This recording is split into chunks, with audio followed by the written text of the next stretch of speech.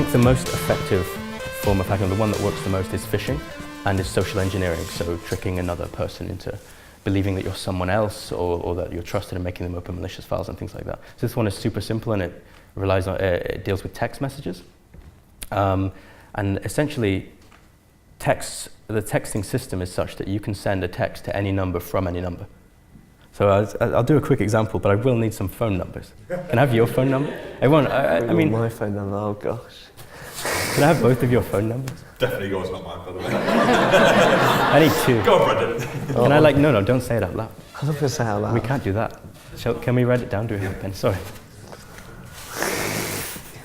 I promise nothing too bad will happen.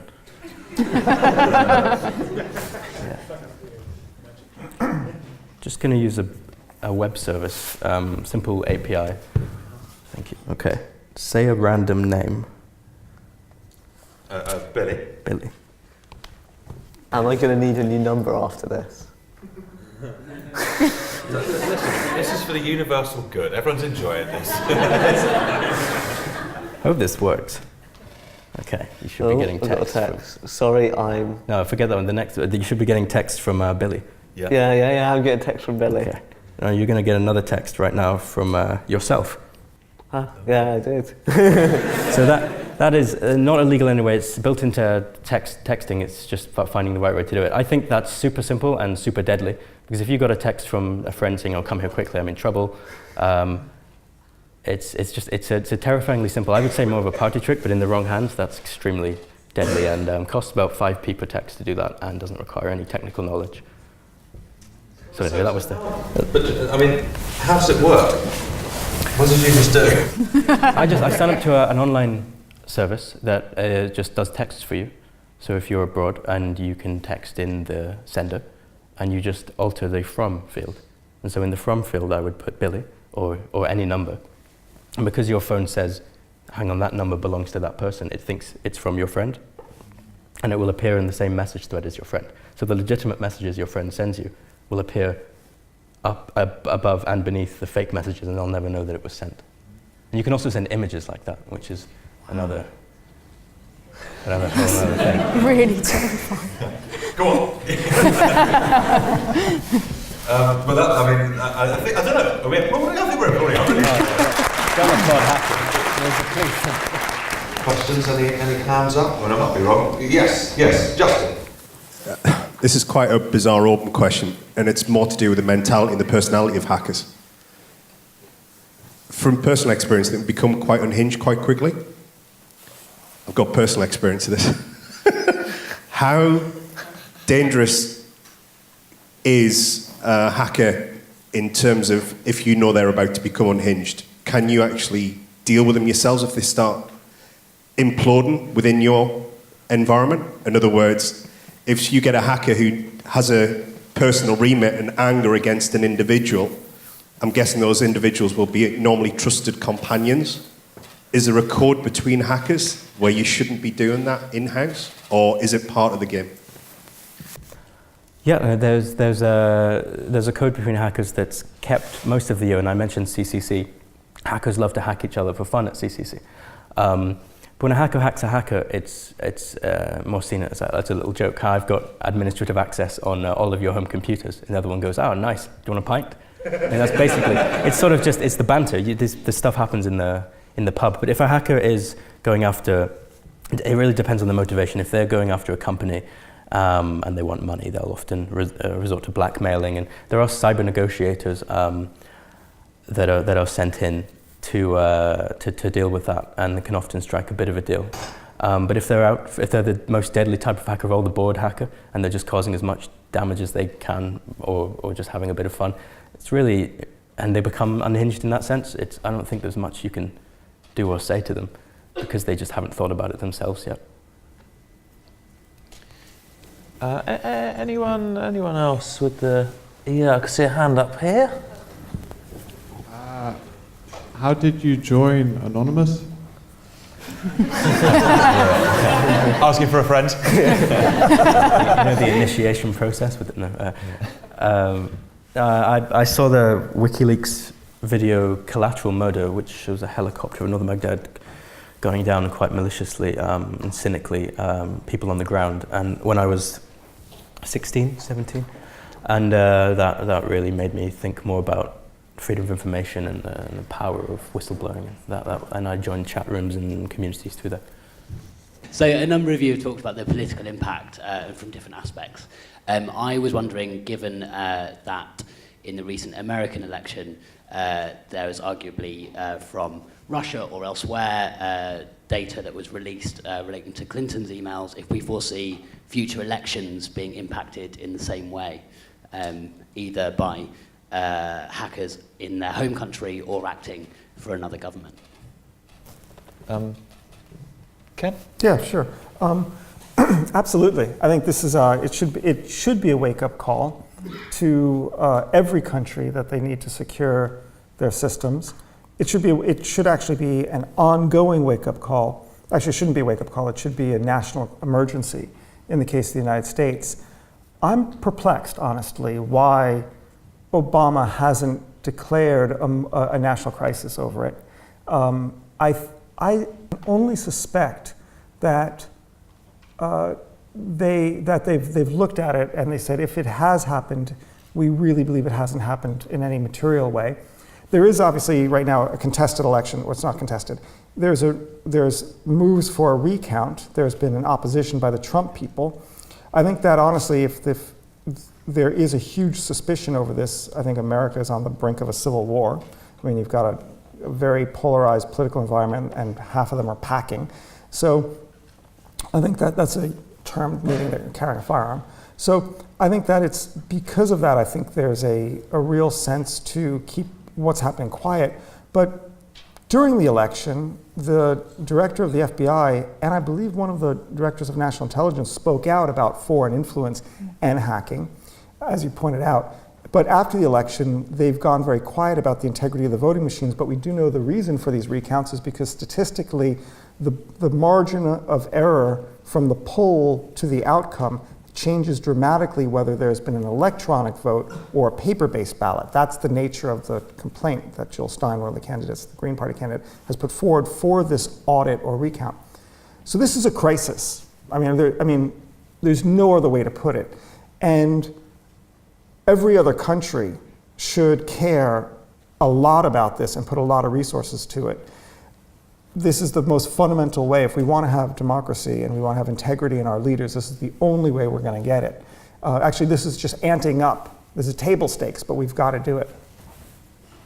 Do we kind of have to accept, or the governments have to accept, that whatever they do to try and protect information, keep information from us, that hackers will get through? Is that kind of your experience of it, Professor Ruth? Ruth's fine. Not for me, Professor Ruth. Yeah, I mean, I think it's not just hackers. I think there are all sorts of ways in which you can get information out about what governments are doing. So one is using freedom of information legislation, and there are people who've got very clever about how to do that, so that they don't ask for information where they know the answer is going to be no, that's classified national security. They ask questions to find out what data is there. So they can ask quite innocuous things. So in relation to my work, you could ask some really boring, nerdy flight data questions to try and find out if there is information being held by the British government that would confirm that Britain knew about the rendition flights landing on UK territory. And so I think there are human rights activists doing all kinds of work about being clever about how you get information by putting litigation through the courts so that documents have to be declassified as part of the legal processes. And so I think combined with hacking and these other measures, there will always be efforts to find out what the government is doing secretly against us or sometimes for us. And with the electronic voting machines, are they then, in your opinion, Jake, just a bad idea? In the sense that they are susceptible to attack? I think mass connecting anything of critical value to a country to the internet, giving it an IP address, is a bad idea. Yeah. So yes.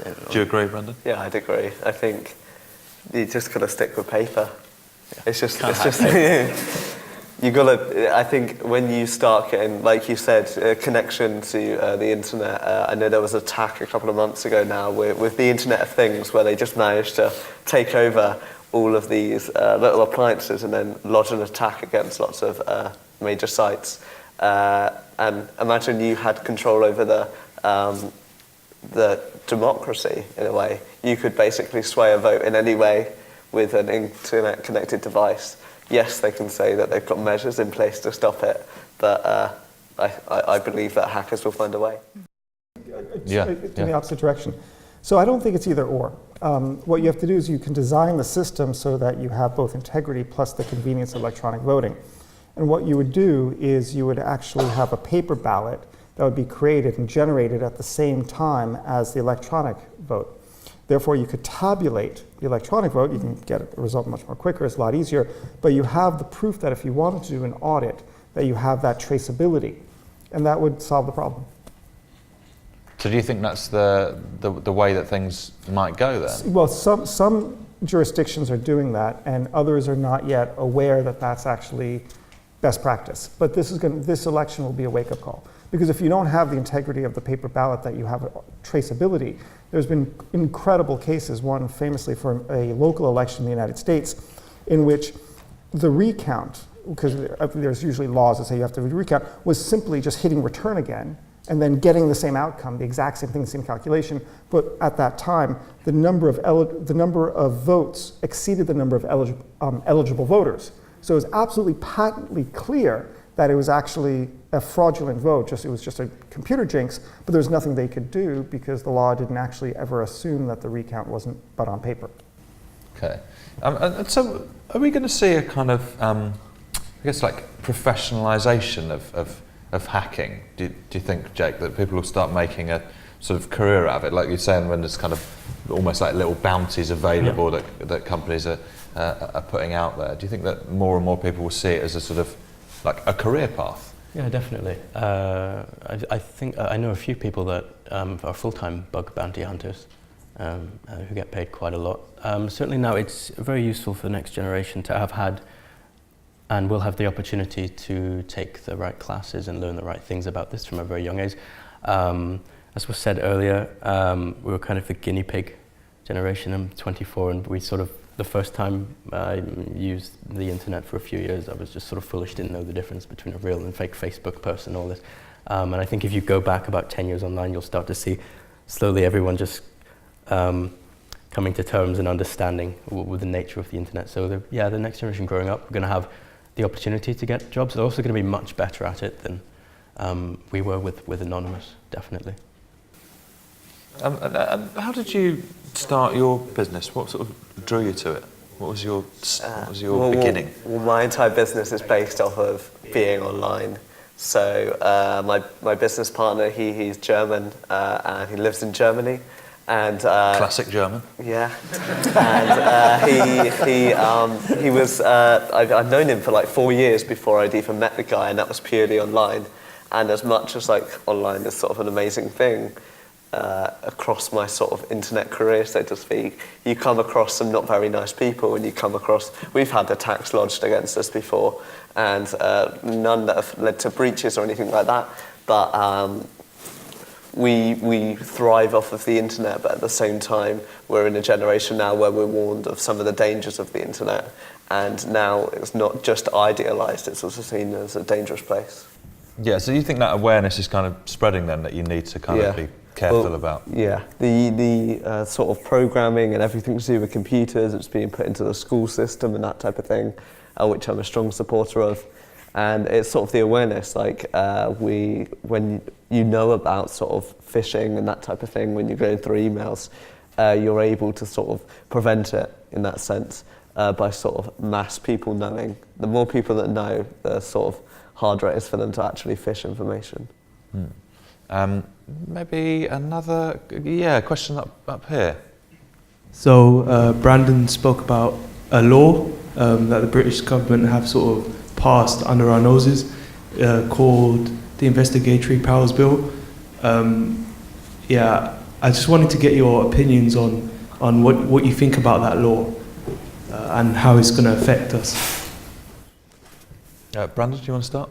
Well, I think I briefly gave mine, and in a way, I have nothing to hide in that sense. I'm not doing anything dodgy on the internet or anything like that.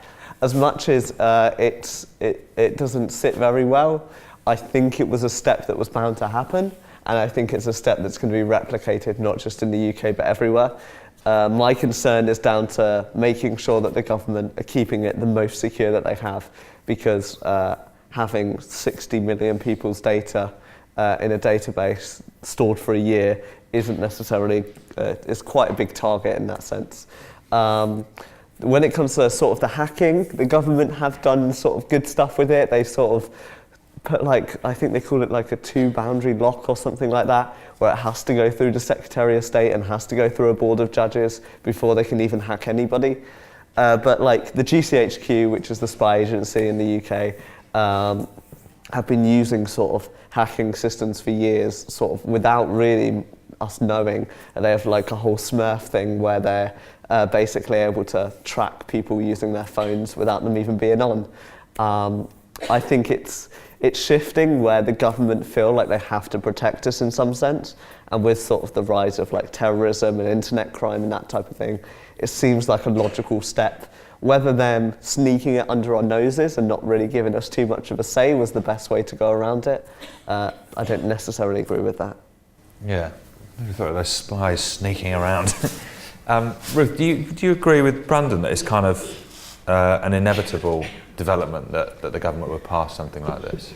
I mean, the Snowden leaks show us that it was already happening, as Brandon says. My concerns with it are more around the possibilities that it will curtail freedom to research particularly sensitive topics or freedom to think about particular things.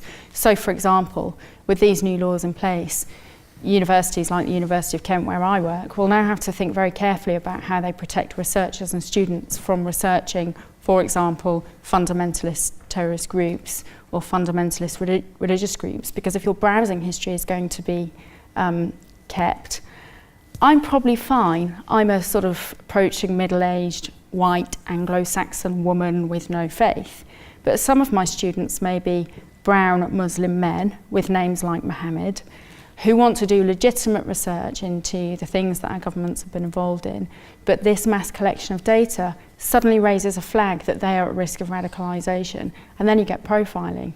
And I think that's really, really dangerous. So, and we've seen this before, we've seen it with students and researchers before, where because of certain other metric data that's held about them, nationality, race, religion and so on, they're targeted even though they might be doing perfectly legitimate things. So I think there are big brother elements to this that make me very nervous. And so how do you mitigate against that kind of profiling then? Well, so in a university you can do things like put the research project through an ethics committee. You can write to the Home Secretary and say these research projects are being conducted by these people and we're alerting you so that you know their access to these websites is completely legitimate. So there are things you can do, but I mean for, you know, there may be sort of children in schools, teenagers in schools wanting to do research on these kinds of things for projects, and suddenly they may raise a flag because they don't have the protections of something like a university where we're well versed in managing the ethics of research and so on. There is something else you could do, which is you would have an institutional watchdog within the organization that is tasked with surveilling the organization, and it has multiple stakeholders that it reports to. The first thing it does is it collects data on what it's been doing. So for example, if you find out that there's been 300 requests a month for lawful wiretapping of people in terms of their email, that would tell the press and the public. It's a reporting requirement on a monthly basis. One thing, if there's been 300,000 requests by law enforcement agencies for tapping of emails, you say, hey, that seems like it's a high number. Is it justified? Likewise, you would then have the power to sanction, and justice is not only done, but seen to be done. One of the most interesting disclosures from the Snowden leaks was not just that there was a lot of iffy things being done by the NSA, but that the NSA leadership actively bypassed the NSA's own internal inspector general. And that when, in the rare cases that they could find deeds done to just stupid things, really, like a husband checking on his wife and the person that his wife has been having a former wife, divorcee, a liaison with, that the person lost his job. And they were rightly proud of the fact that they had a sanction. That's not good enough. The person should have been in prison, right? And you should have, you should have very onerous laws that the people take it very seriously, and if they transgress the laws, that bricks fall from the sky and hit them on the head. And if you did that sort of thing, then I think that the public would probably accept the fact that there's going to be that laws like this are going to be imposed. But because the government doesn't do that, I think the public should be suspicious of how it's being enforced. You were going to say something. Yeah, the way that the bill works for like looking up information and going back to sort of discrimination and that type of thing is it's in no way policed. The people that can access it are sort of the police and special people in the police, and they talk about the double lock that they have on hacking, but they don't have a similar thing on that. And they have now this database that people that have been trained or people all over the country can suddenly have access to all this data on demand. And also as well, sort of ISPs also have access to that information as well as the government, because they're the ones storing the data. Unfortunately, we are going to have to end this session there. Please give it up. Fantastically interesting stuff from our hacker panel. Ruth, Ken, Jake and Brandon.